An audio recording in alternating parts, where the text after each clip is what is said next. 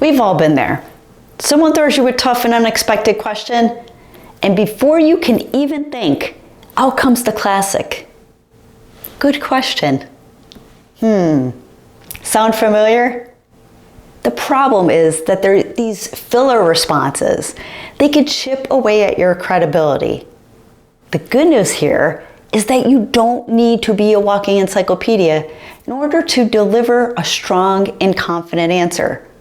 In fact, credibility isn't about always knowing everything, but it is about communicating what you know effectively. So today I want to do a deep dive and talk about 8 quick swaps, I call it, to elevate your responses and to instantly boost your authority. So the first quick swap is don't jump in immediately with saying good question. And I know that's tough to do because it's the first thing that comes to our minds. But what you're going to want to do instead is take a deliberate pause. Thoughtful silence is powerful. Studies from the Harvard Business Review show that even brief pauses, they signal confidence and they give the impression of deeper thoughtfulness. So take the pause, no matter what, so you can ground yourself and you can think about what you're going to say next. A second swap is don't use generic acknowledgments. So instead, get very specific, saying something like, that's an important point about X, Y, or Z. It shows that you're actually listening and it makes the person feel heard. The bonus here is that it buys you a few seconds to really compose your thoughts, right? A third swap is don't hide your answer in the context. Sometimes we kind of are not sure what to say. We just jumble words and put, our answer within, I call it like word salad. So instead, you're going to want to lead with your conclusion. Start with the headline. Research from Stanford shows that people are more likely to trust and to remember your answer when you state your conclusion first and then you back it up with reasoning. A fourth one is don't pretend to know everything. This is like the worst thing. This will take away your credibility in a snap. Absolutely. Because people can feel it. They can read it. Instead, you're going to want to own your expertise and know your expertise boundaries. So try this. You might say something like, well, I might know about X. Here's what I can tell you about this.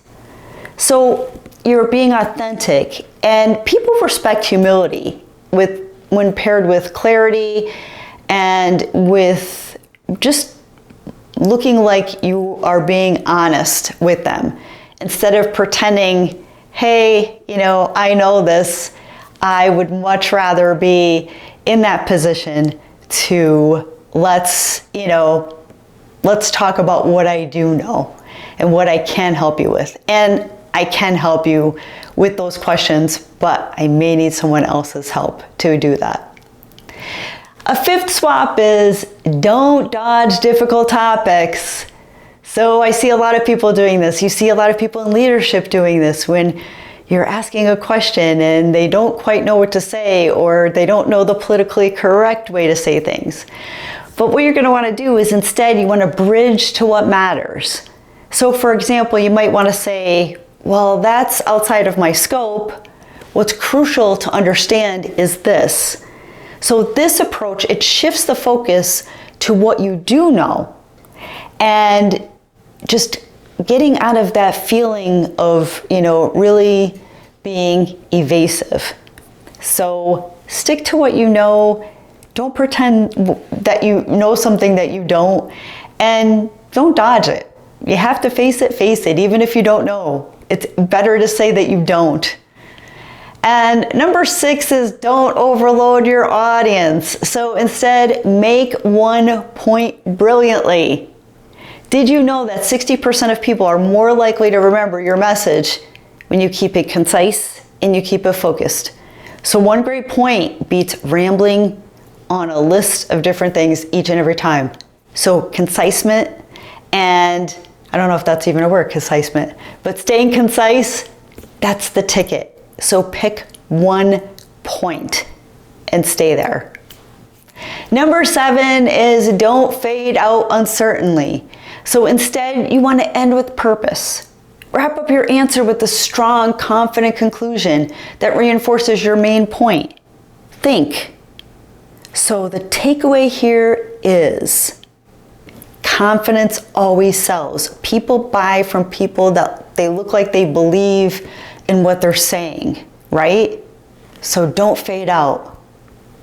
And number 8, don't assume that you understood the question. This should probably be the number one thing.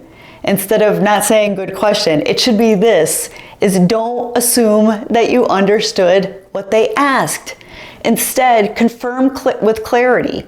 Repeating back the question, it ensures that you're answering what was actually asked and not just what you think was asked. How many times do we get asked a question and we think we heard something, but maybe we weren't truly listening?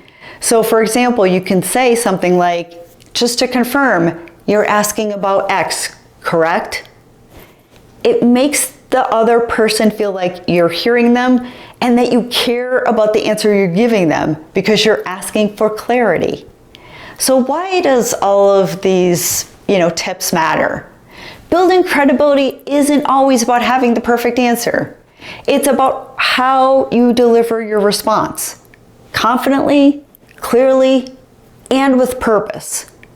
Research from MIT, they highlight that the way that you communicate, your tone, your structure, your clarity, it can increase trust by as much as 40%. So think about that. Half of all the things that you say and half of all of the maybe things you deliver from a standpoint of speaking or selling or just everyday life is all based off of your tone, your structure, your clarity, and the way that you respond. So the next time that you're faced with a challenging question, skip the generic good question response. Instead, try these 8 swaps, especially the one with clarifying the question, because I think that will help you a ton. And watch how your credibility really soars. So now it's your turn. Which of these swaps resonates with you the most? I know I probably resonate with all of them. The biggest one is clarifying the question. So, or do you have your own go-to strategy for answering tough questions? What do you use? I would love to hear in the comments, so let us know. I'd love to hear your take on this. So until next time, keep showing up and communicating with confidence. I know that you've got this. And we'll see you on the next video.